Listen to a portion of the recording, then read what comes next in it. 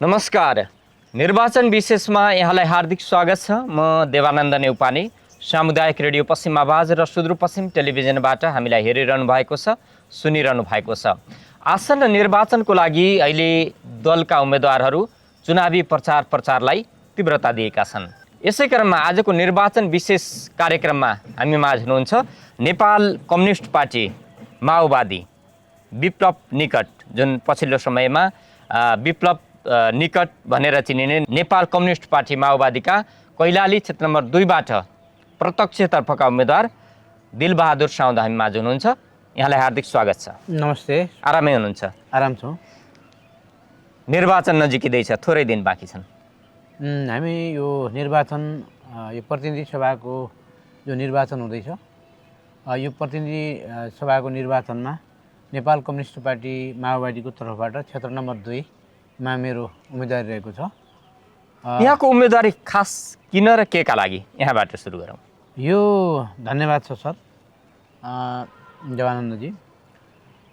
हामी यो प्रतिनिधि सभाको निर्वाचन यो देशको राष्ट्रिय स्वाधीनता सहितको अग्रगमनको पक्षमा हामी यो निर्वाचनमा उभिएका छौँ। यो 84 मा हुने निर्वाचन अहिले चाहिँ तपाईँको 2 वर्ष अगाडि 82 मा हुन गइरहेको छ। सर्वप्रथम त यो चाहिँ तपाईँको जेनजी आन्दोलनको कारण अथवा नेपालको राजनीतिक दलको अकर्मण्यका कारणले पनि यो चाहिँ समस्या निम्त्याएको छ र हामी यहाँ होमिनु परिरहेको छ। राष्ट्रिय स्वाधीनता सहितको नेपाली मौलिकताको समाजवाद हाम्रो मुख्य एजेन्डा छ। परिवर्तनको पक्षधर हामी र यो देशको कानुन बदल्नका निमित्त हाम्रो चाहिँ उम्मेदवारी हो। अहिले विशेष गरेर यो निर्वाचनमा पहिलो पटक यहाँको दल, यहाँको पार्टी निर्वाचनमा उभिएको छ। विगतका निर्वाचन बहिष्कार गर्यो। अरू पार्टीको भन्दा अहिले फरक के एजेन्डा? धन्यवाद छ सर। यो हामी फरक भन्दा पनि यो राजनीतिक परिवर्तनको कारणले अथवा देशको चाहिँ सङ्कट जो चाहिँ उत्पन्न भएको छ, हामीले 2064 मा जसरी संविधान सभाको निर्वाचनमा यो देशको आमूल परिवर्तनका लागि सङ्घर्ष गर्यो, बलिदानी गरे आम चाहिँ तपाईँको नेपाली जनताले, त्यो चाहिँ संविधानबाट केही कुराहरू प्राप्त भए तापनि नेपाली जनताका चाहिँ जो पाउनुपर्ने अधिकार जो सुनिश्चित भएका छैनन् र ती अधिकारहरू सुनिश्चित गर्नका लागि पहिलो कुरा त हाम्रो यो चाहिँ भनौँ न दोस्रो संविधान सभाको निर्वाचन भयो। दोस्रो संविधान सभाको निर्वाचनमा केही चाहिँ कुराहरू उपलब्धि भए तापनि जो सार रूपमा एकदम चाहिँ जनताका आधारित कुराहरू जो चाहिँ आधारित रूपमा चाहिँ जो चाहिँ पाउनुपर्ने जो चाहिँ अधिकार हुन् ती प्राप्त भएका छैनन् र यो चाहिँ मान्छे बोलेर भनेर चाहिँ अभिव्यक्ति गरेर मात्रै चाहिँ त्यसको स्वतन्त्रता हुँदैन र आम नेपाली जनताले घाँस बाँस कपास शिक्षा स्वास्थ्य रोजगारको जो कुरा छ त्यो पूर्ण रूपमा चाहिँ पाउनुपर्छ भन्ने हाम्रो चाहिँ बुझाइ छ र यो चाहिँ नेपाली मौलिकताको समाजवादले मात्र प्राप्त गर्न सक्छ। यो आम चाहिँ नेपाली जनताको सबैको साझा मुद्दा हुनुपर्छ भन्ने हाम्रो बुझाइ छ। जुन 10 वर्षीय जनयुद्ध लडियो, विप्लवजी र प्रचण्डजी सँगसँगै हुनुहुन्थ्यो। अहिले प्रचण्ड सत्तामा बिचमा जानुभयो, उहाँले संसदीय व्यवस्थामा चाहिँ नेपाल कम्युनिस्ट पार्टी जाँदैन भनेर विप्लवजी बाहिरै रहनुभयो, दुई पटकको निर्वाचनमा सहभागी हुनु भएन।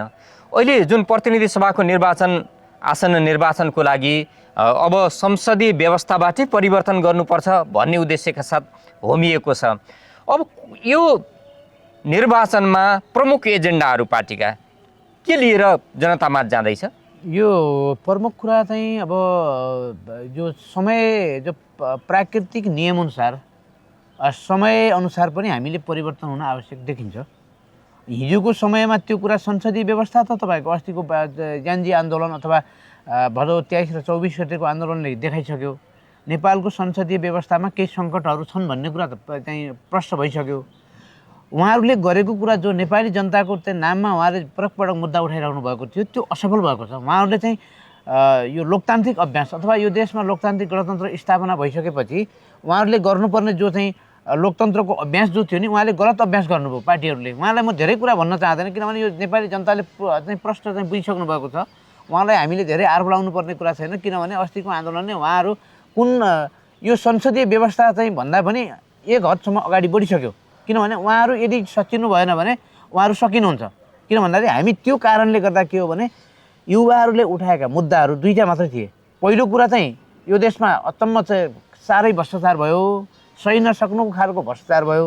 दोस्रो कुरा यो सरकारले सामाजिक सञ्जाल काङ्ग्रेस र एमालेको 2/3 सरकार जो चाहिँ थियो त्यहाँ सत्तामा सरकारमा उहाँहरूले मागेका चाहिँ मागहरू, उहाँका चाहिँ नेपाली जनताका मागहरू, युवा विद्यार्थी आम चाहिँ तपाईँको नेपाली जनताका मागहरू के थिए भने यो देशमा चरम भ्रष्टाचार भयो, यो चरम भ्रष्टाचारलाई न्यूनीकरण गर्नुपर्छ अथवा चरम भ्रष्टाचारलाई अन्त गर्नुपर्छ भन्ने एउटा माग थियो। दोस्रो कुरा के थियो भन्दाखेरि यो सामाजिक सञ्जालमा लगाइएको प्रतिबन्ध फुकुवा गर्नुपर्छ भन्ने जो थियो नि, त्यो सरकारले के गर्यो भन्दाखेरि त्यो मागहरूलाई सम्बोधन गर्नुभन्दा पनि त्यो मागहरूमाथि उहाँहरूले हस्तक्षेप गरेर त्यो युवा विद्यार्थीहरूमाथि जो बर्बर रूपमा हत्या चाहिँ जो 76 जनाको चाहिँ हत्या गरियो, यसको परिणामस्वरूप त उहाँहरू भाग्नु पऱ्यो नि त। त्यस कारणले यो संसदीय व्यवस्था एक हदसम्म त्यो असफल भइसकेको छ। हजुरले जो भन्नुभयो संसदीय व्यवस्थामै पनि आउनुभयो। अब यो संसदीय व्यवस्था होइन, यो ज्यानजीले चाहिँ यता युवाहरूले उत्पन्न गरेको सरकारको अन्तरिम सरकार हामीले भनेको के थियो भन्दाखेरि यो अन्तरिम सरकारमा के हुनुपर्थ्यो भने सर्वदलीय सर्वपक्षीय आम चाहिँ सरकार राख्ने मान्छेहरू त्यो अन्तरिम सरकार गठन गर्नुपर्छ। अन्तरिम सरकारमा के हो भन्दाखेरि युवाहरूले माग राखेका कुराहरू जो छन्, नेपालमा प्रत्यक्ष कार्यकारी प्रमुख अथवा निर्वाचन प्रणाली कस्तो हुनुपर्छ, पूर्ण समानुपातिक हुनुपर्छ भन्ने हाम्रो बुझाइ छ र त्योबाट प्राप्त के हुन्छ भन्दाखेरि तपाईँको नेपाली मौलिकताको समाजवाद भएछ भने आम चाहिँ तपाईँको सरकार राख्ने नेपाली जनताहरूका माग पुरा हुन्छन् भन्ने हाम्रो चाहिँ ठम्याइ छ। उहाँहरू यति पनि त्यो कुरालाई चाहिँ अहिले पनि जस्तै प्रमुख लोकतन्त्रमा त के हुन्छ भने पहिलो पार्टी नै सरकारमा बस्नुपर्ने हो। अब यहाँ तेस्रो पार्टी यो सरकारमा जान्छ, तपाईँको दोस्रो पार्टी सरकारमा जान्छ र बाँकी चाहिँ कुरा के हुन्छ भन्दाखेरि त्यो चाहिँ लोकतन्त्रको अभ्यास उहाँले के भने त्यो संसदीय व्यवस्थाको अभ्यास उहाँले टुङ्गिसक्नुभयो। त्यस कारणले हामीले के भन्न खोजिरहेका छौँ र यो चाहिँ मिडिया मार्फत हाम्रो सामुदायिक एफएम मिडिया मार्फत हामी आम चाहिँ भन्नु सरोकार राख्ने जनता दाजुभाइ तथा दिदीबहिनीहरूलाई के भन्न चाहन्छु भन्दाखेरि तपाईँहरू कन्फ्युज नहुनुहोस् होइन। कन्फ्युज भयो भने के समस्या उत्पन्न हुन्छ र राजनीतिक दलका नेताहरू त असफल भइसके होइन। पछिल्लो चरणमा फेरि कङ्ग्रेसले केही कुराहरू चाहिँ तपाईँको भन्न युवाहरूका चाहिँ भनौँ न मागहरू अथवा चाहिँ केही सम्बोधन गरेर उहाँहरूले चाहिँ चिर्न खोज्नु भइरहेको छ, तर एमाले त्यो कुरा चाहिँ पुरा गर्न सकेको छैन। र अरू पनि नेपाली कम्युनिस्ट पार्टीका मान्छेहरूले आफ्नो चिन्हहरू बदल्ने, माओवादी चाहिँ सिद्धान्त तपाईँको नीति कार्यक्रमहरू पनि बदलेर आफू चाहिँ नयाँ तारो चिन्ह लिएर जो आइराख्नु भएको छ, उहाँहरू आफैमा कन्फ्युज हुनुहुन्छ, भ्रम छ। त्यही कारण हामी के भन्छौँ, नेपाली जनताको माग भनेको घाँसबास कपास शिक्षा स्वास्थ्य रोजगार। शिक्षामा गुणस्तरको कुरा हो, शिक्षा निःशुल्क हुनुपर्छ, शिक्षा वैज्ञानिक र प्रविधियुक्त हुनुपर्छ भन्ने कुरा हाम्रो चाहिँ अहिलेको बुझाइ छ। यो भएन भने शिक्षा के हो भने व्यावहारिक र तपाईँको के भने उत्पादनमूलक पनि हुनु पऱ्यो। त्यसमा चाहिँ मान्छेको रोजगारको चाहिँ ग्यारेन्टी हुने पनि शिक्षा हुनु पऱ्यो नि त। स्वास्थ्यमा पनि के हुनु पऱ्यो भन्दाखेरि स्वास्थ्य नेपाली जनताको मौलिक हकभित्र परेर त्यसलाई स्वास्थ्य उपचारमा पनि निःशुल्क हुनु पऱ्यो भन्ने हाम्रो बुझाइ छ। यो नेपाल कम्युनिस्ट पार्टी निर्वाचित भयो भने अथवा उहाँका सांसदहरू गएर अहिले सरकार बन्यो भने यी एजेन्डाहरू स्थापित गर्छ। यस्तो छ, नेपालको कानुन 8-9वटा कानुनहरू यस्ता जटिल छन् देवानन्द सर, जो कि मान्छेले चाहेर अथवा त्यो चाहिँ संसदमा चाहिँ तपाईँको यति बहुमतका मान्छेहरू गए पनि उहाँहरूले भन्नुभएको थियो नि त, त्यो अस्ति चाहिँ विघटन हुने बेलासम्म उहाँहरूले यो संविधानलाई चाहिँ लेखन गर्नुपर्छ अथवा त्यो संशोधन गर्नुपर्छ भन्नुभएको थियो। तर त्यो संसदमा त नेपाली काङ्ग्रेस एमाले र नेपाली कम्युनिस्ट पार्टी अहिलेको चाहिँ जो नेपाली कम्युनिस्ट पार्टी प्रचण्डजीहरू नै त्यो संसदभित्र हुनुहुन्थ्यो त। अहिलेको चाहिँ रासोपा भन्ने चाहिँ पार्टी पनि त त्यो संसदभित्र थिएन। उहाँले त्यो संसदभित्र त्यो संविधान किन संशोधन गर्नु भएन?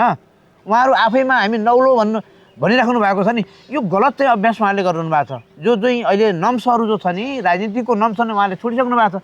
त्यस कारणले रासोपा, कङ्ग्रेस, एमाले र नेपाली कम्युनिस्ट पार्टी भन्ने जो पार्टीहरू यिनीहरू नयाँ होइनन्। यिनीहरू पुरानो चाहिँ उसमा लेप लगाएर चाहिँ नयाँको रूपमा जो कलर लगाएर पुरानो घरमा नयाँ चाहिँ कलर लगाएर उहाँहरू जो जनताको बिचमा आइराख्नु भएको छ नि, जन्मजात भ्रष्टाचार गरिरहनु भएको छ। उहाँले जन्मदा बित्तिकै भ्रष्टाचारको बन्न चुलीमा उहाँहरू अगाडि बढ्नु भएको छ, आफूलाई नयाँ भन्नुहुन्छ। केही कुराहरू राम्रो पनि छन्, फेरि चाहिँ सबै कुरा नराम्रो राम्रो चाहिँ उहाँहरूसँग कम छ, नराम्रो बढी भएको हुनाले हामी उहाँहरूलाई सुध्रिनु अनुरोध गर्न चाहन्छौँ। अब यो निर्वाचनको बेला सबै उम्मेदवारहरू जनताको जनजीविकाको कुराहरू, भ्रष्टाचारको कुराहरू उठाउँछन्। जब निर्वाचन सकिन्छ, निर्वाचित हुन्छन्, जनताको घर दैलोमा पुग्दैनन् भन्ने यहाँहरूले पनि जनताको गुनासो पाउनुभयो होला, घर दैलो अभियानमा हुनुहुन्छ। अब कसरी निराकरण गर्नुहुन्छ? यस्तो छ देवानन्द सर, यो चाहिँ भनौँ न अहिलेको जो जटिल कुरा छ, यो राष्ट्रिय स्वाधीनताको कुरा पनि छ होइन। राष्ट्र रहेन भने अथवा यो चाहिँ भनौँ न हामी भन्छौँ अरूलाई पनि दोष दिइराखेका छौँ जो पर अरू देशहरूले हामीमाथि हस्तक्षेप गर्यो भन्नु उत्तर र दक्षिणले हामीले हस्तक्षेप गर्यो अहिले आएर अमेरिकाले पनि हस्तक्षेप गर्यो भन्दा पहिलो कुरा त यो देशका नेताहरू नै असफल चाहिँ भए किन भन्दाखेरि उहाँहरूलाई यहाँ यो देशमा किन भित्राउनु भयो त पहिलो एक नम्बरमा दोस्रो कुरा हाम्रो कुरा के छ भन्दाखेरि अहिले हामीले अध्ययन हाम्रो चाहिँ महासचिव कमरेड चाहिँ विप्लवले के कुरा गर्नुभएको छ अन्वेषण गर्नुभएको छ भने नेपाली मौलिकताको समाजवाद पहिलो कुरा त वैज्ञानिक समाजवाद हो यदि पनि त्यो कुरा कसैलाई स्वीकार्य हुँदैन भने नेपाली मौलिकताको समाजवाद यो के हुनुपर्छ भन्दाखेरि पहिलो कुरा नेता आत्मनिर्भर हुनुपर्छ कार्यकर्ता श्रमिक हुनुपर्छ र जनतालाई उत्पादन प्रणालीमा सामूहिक रूपमा चाहिँ उत्पादन प्रणालीमा जोड्नुपर्छ पहिलो कुरा त मान्छे बाँच्नका लागि त उत्पादन गर्नु पर्यो उत्पादन कहाँ हुन्छ भन्दाखेरि जमिनमा हुन्छ अथवा माटोमा हुन्छ माटो भनेको त आमा हो त्यो माटोमा हामीसँग भएको कुरा जल जमिन जनशक्ति जडीबुटी र यसलाई भनौँ न हामीले पर्याप्त मात्रामा हामीले चाहिँ प्रयोग गऱ्यौँ भने युवाहरू विदेश जानु पर्दैन शिक्षामा पनि सुधार हुनुपर्छ र स्वास्थ्यमा पनि सुधार हुनुपर्छ यता उत्पादनमा के हो भने हामी यतातिर जोड्यौँ भने उत्पादन वृद्धि गऱ्यौँ भने विदेशबाट हामीले चाहिँ ल्याउनु पर्दैन खाद्यदेखि लिएर नुनदेखि सुनसम्म हामीले चाहिँ विदेशबाट ल्याउनु परिरहेको छ अहिले परनिर्भर चाहिँ देश छ हामी सामान्य खुर्सानी किन्न पनि अहिले तिकुनिया गौरीभान्टा जानुपर्ने अवस्था छ सर हो यसलाई आत्मनिर्भरताको उत्पादन प्रणालीमा जोड्नु पर्यो एक नम्बरमा दोस्रो कुरा यो देशलाई समृद्धि गर्नका लागि के गर्नुपर्छ भन्दाखेरि हामी नियमित रूपमा चाहिँ लागिरहेको छौँ 3 वर्षदेखि अगाडि हाम्रो अहिले 46 जिल्लामा हाम्रो उत्पादन केन्द्रहरू छन् सानो र ठुलाहरू लगाएर हामी यहीँ रतिपुरमा घोडागोडीको रतिपुरमा चाहिँ वडा नम्बर 9मा हाम्रो उत्पादन केन्द्र छ 6 बिघाको होइन त्यहाँ हामीले एउटा माटोमा 3 खेती गर्छौँ आलु धान र चाहिँ अहिले तरबुजा होइन एउटा चाहिँ 5 बिघामा पनि हामीले लाखौँ रुपियाँ चाहिँ आम्दानी हुन्छ भने जनतालाई त्योसँग किन नजोड्ने हामीले त्यो जनतालाई जोड्नुपर्छ त्यो कसले गर्नुपर्छ भन्दाखेरि पहिलो नेताले गर्नु पर्यो नेता आत्मनिर्भर हुनु पर्यो कार्यकर्ता त्यहाँ श्रमिक हुनु पर्यो जनतालाई श्रमिकसँग जोडेर चाहिँ जनतालाई उत्पादनतिर जोड्यौँ भने यो देशको विकास हुन सक्छ र उत्पादन बढ्न सक्छ भन्ने हाम्रो एउटा बुझाइ छ दोस्रो कुरा के छ भने राष्ट्रलाई भनेर होइन यो देशको समृद्धि र सुखी नेपाली समृद्ध नेपाल एमाले भने जस्तो मौखिक कुरा बोलेर हुनेवाला छैन ऋण मागेर अहिले तपाईँको लगभग 48 खर्ब चाहिँ नेपालले ऋण बोकिराखेको छ हामी सुखी नेपाली समृद्ध नेपाल भनेर मुखले कुरा हुन्छ र सम्भव छ र छैन त्यस कारणले नेपालका 8वटा कानुनलाई सुधार गर्नुपर्छ यसलाई के भने पहुँच नभएका मान्छेहरूको पहुँच पुर्याउनुपर्छ त्यो कानुनलाई पूर्ण रूपमा चाहिँ नयाँ चाहिँ संशोधन गर्नुपर्छ भन्ने एउटा कुरा छ दोस्रो कुरा यो देशलाई समृद्धि बनाउनका लागि 5वटा कुरा मैले भने जल जङ्गल जमिन र जडीबुटीको कुरा समुचित प्रयोग गर्नुपर्छ र यतापट्टि साना घरेलु उद्योग मझौला उद्योग र उच्च खालका चाहिँ राष्ट्रिय उद्योगहरूको स्थापना गर्नुपर्छ र यो देशमा पानीको पर्याप्त मात्रामा पानी छ यसको जलविद्युत अथवा विद्युत उत्पादन गरेर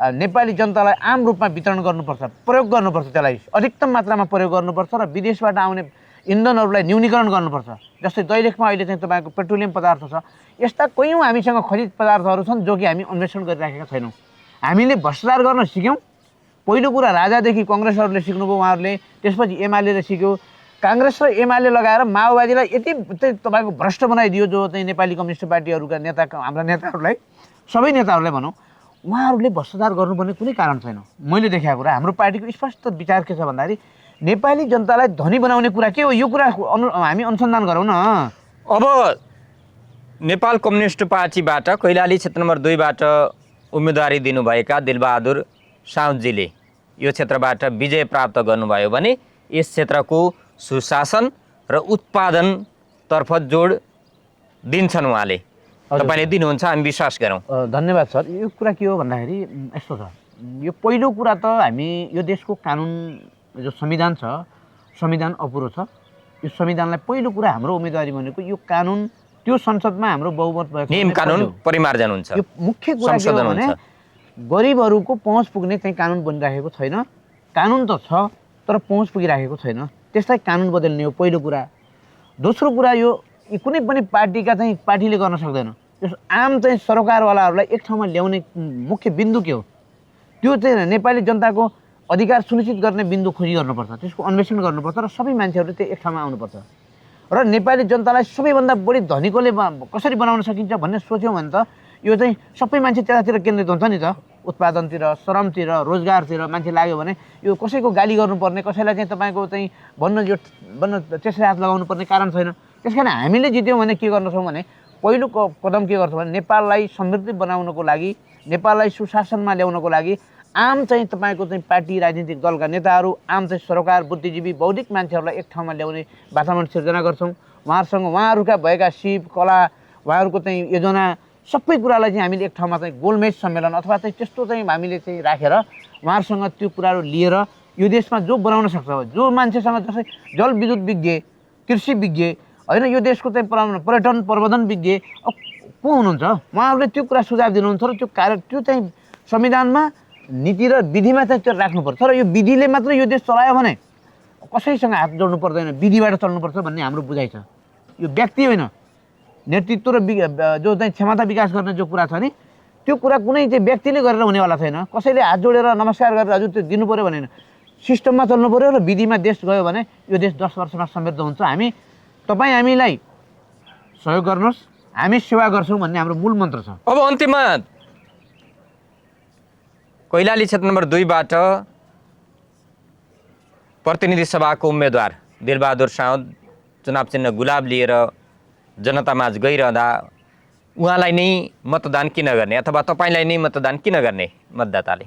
अब सर्वप्रथम त म यो प्रश्न गर्नुभयो सर देवानन्द सर, यो मिडिया मार्फत, सामुदायिक रेडियो मार्फत म सम्पूर्ण चाहिँ जनतालाई अनुरोध गर्न चाहन्छु, मतदाता दाजुभाइ दिदीबहिनीहरू, आमा बुवाहरू र विदेशमा चाहिँ रहनुभएका सम्पूर्ण मित्रहरूलाई हार्दिक अनुरोध के गर्न चाहन्छु भने विदेशी युवाहरूलाई नेपाल स्वदेश फर्काउने पहिलो कुरा चाहिँ के गर्न सकिन्छ, आमा बुवासँग छोराछोरी बस्ने, श्रीमतीसँग श्रीमान कसरी बस्न सक्छन्, यो कुरालाई नेपालमा उत्पादन र श्रम रोजगारको ग्यारेन्टी गर्नुपर्छ भन्ने हाम्रो एउटा बुझाइ छ। र अर्को कुरा के छ भन्दाखेरि यो चाहिँ हाम्रो चाहिँ उम्मेदवारी के हो भने यो देशको सिस्टम जो बिग्रेको छ त्यो सिस्टमलाई सही ट्र्याकमा कसरी ल्याउन सकिन्छ भन्ने हाम्रो पहिलो चाहिँ यो कुरा छ। र उत्पादन, श्रम र रोजगारको ग्यारेन्टी गर्ने कुराहरू छन्, होइन। त्यसपछि राष्ट्रिय सार्वभौममाथि चाहिँ अहिले जो सङ्कट आइरहेको छ, होइन, नेपाली आमामाथि, हामी भनौँ न हाम्रो आमामाथि जो चाहिँ बन्न गिद्ध नजरले हेरिरहेका छन्, यिनीहरूलाई परास्त गर्नका लागि पनि हाम्रो चाहिँ उम्मेदवारी हो। र उहाँहरूलाई गुलाब चिन्हमा म क्षेत्र नम्बर 2 बाट प्रतिनिधि सभाको सदस्य जसरी चाहिँ भनौँ न अहिले हामी उम्मेदवारी दिएका छौँ, गुलाब चिन्हमा मतदान गरेर हामीलाई चाहिँ तपाईँको सहयोग गरिदिनु हुनेछ भन्ने आशा अपेक्षा गर्न चाहन्छु। र हामी धेरै कुरा चाहिँ तपाईँहरूलाई चाहिँ झुट बोलेर भन्दा पनि नेपालको जो कानुन, संविधान, विधि र विधानलाई एक ठाउँमा सही ट्र्याकमा ल्याउनका लागि हाम्रो चाहिँ उम्मेदवारी हो। कार्यक्रममा समय र संवादको लागि धेरै धेरै धन्यवाद। धन्यवाद सर।